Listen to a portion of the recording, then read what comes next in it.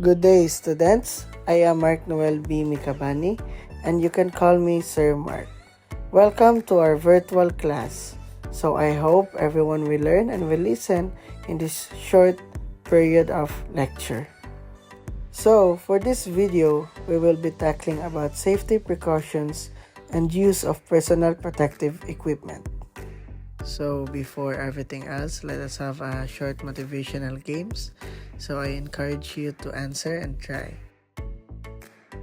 For the first question, what do you call a person who specializes in wiring electricity?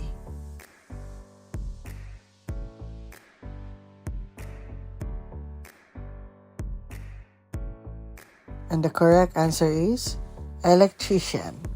So did you got it? Next, what do electricians use in order to be safe during electrical work activities?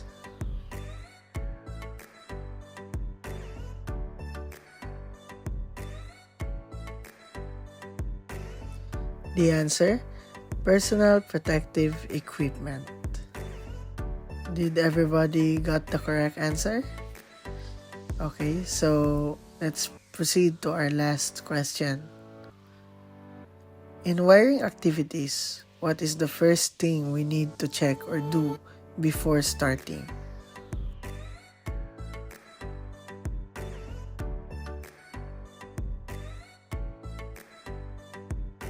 And the answer is remove power from the circuit.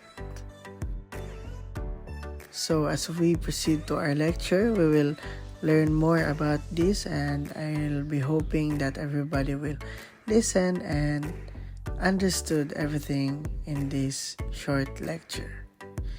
Thank you for trying to answer our motivational activities, and now let us read our objectives. At the end of the virtual lecture, 80% of the student will be able to identify the purpose of safety precautions and PPE in electrical field, demonstrate the proper steps in ensuring safety in wiring activities, list all the components of PPE, and explain the effects of prioritizing safety when it comes to electrical activities. So, have you ever wondered why electricity is such an amazing element? But despite being amazing, it is also capable of delivering huge danger or hazard for us people. That is why we should talk about safety when it comes to electricity. Safety is everyone's responsibility. It is the job of everybody in and out of class to exercise proper precautions to ensure that no one will be injured and no equipment will be damaged.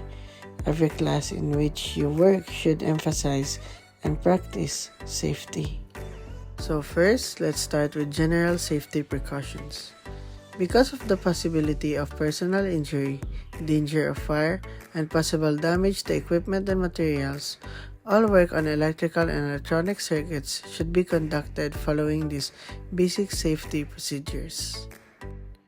So first, remove power from the circuit or equipment prior to working on it. Never override interlock safety devices. Never assume the circuit is off. Check it with a voltmeter. Second, remove and replace fuses only after the power to the circuit has been de-energized. So before we make a move in electrical activities, we should always make sure that the circuit is turned off. Number 3, make sure all equipment is properly grounded. Equipment grounding should always be checked, especially on power tools. We should always monitor the wires if there are damage or even internal parts of it. Next is use extreme caution when removing or installing batteries containing acid. Not only in batteries or acids, but in every electrical works, we should always give extreme caution and should always prioritize our safety. Now let's move on to high voltage safety precautions. As people become familiar with working on circuits, it is a human nature to become careless with routine procedures. Many pieces of electrical equipment use voltages that are dangerous and can be fatal if contacted. The following precautions should be followed at all times when working on or near high voltage circuits. Number 1. Consider the result of each act. There is absolutely no reason for individuals to take chances that will endanger their life or the lives of others. Number 2. Keep away from live circuits. Do not work on or make adjustments with high voltage on. Number 3. Do not work alone. Always work in the presence of another person capable of providing assistance and first aid in case of an emergency. People who are considering a career working in the electricity and electronics field should become CPR certified. Number 4. Do not tamper with interlocks. Number 5. Do not ground yourself. Make sure you are not grounded when making adjustments or using measuring instruments. Use only one hand when connecting equipment to a circuit. Make it a practice to put one hand in your rear pocket. 6. Use an isolation transformer when working on AC-powered circuits or equipment. An isolation transformer isolates the circuit or equipment from the power source, adding an additional safety factor. And last, never energize equipment in the presence of water leakage.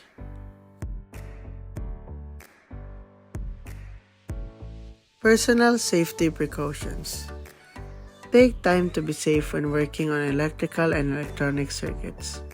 Do not work on any circuits or equipment unless the power is secured. So, we should always check if the power is turned off or still turned on. We should always make sure that the power is cut off in order for us to be safe while we make adjustments or wiring activities. Number 1. Work only in clean, dry areas. Avoid working in damp or wet location because the resistance of the skin will be lower. This increases the chance of electric shock. Number 2. Do not wear loose or flapping clothing. Not only may it get caught, but it might also serve as a path for the conduction of electricity. Number 3. Wear only non-conductive shoes. This will reduce the chance of electric shock. Number 4. Remove all rings, wristwatches, bracelets, ID chains and tags, and buttons, or other types of metal fasteners. The metal can act as a conductor, heat up, and can cause a bad burn. Number 5. Do not use bare hands to remove hot parts. Now, let's proceed to electrical personal protective equipment. Personal protective equipment, or PPE, are used to protect workers from injury or illness caused by having contact with the dangers or hazards in the workplace, whether they are chemical, biological, radiation, physical, electrical, mechanical, and others. Now here are the common personal protective equipment. We have the hard hats or helmets, safety gloves, safety goggles, mask, safety shoes, earmuffs, and coverall vest. First, let's tackle about hard hats or helmets. Head protection is required when engaged in hazardous work such as construction, tree trimming, or under catwalks. The potential danger of a falling object, electric shock exposure, or burn.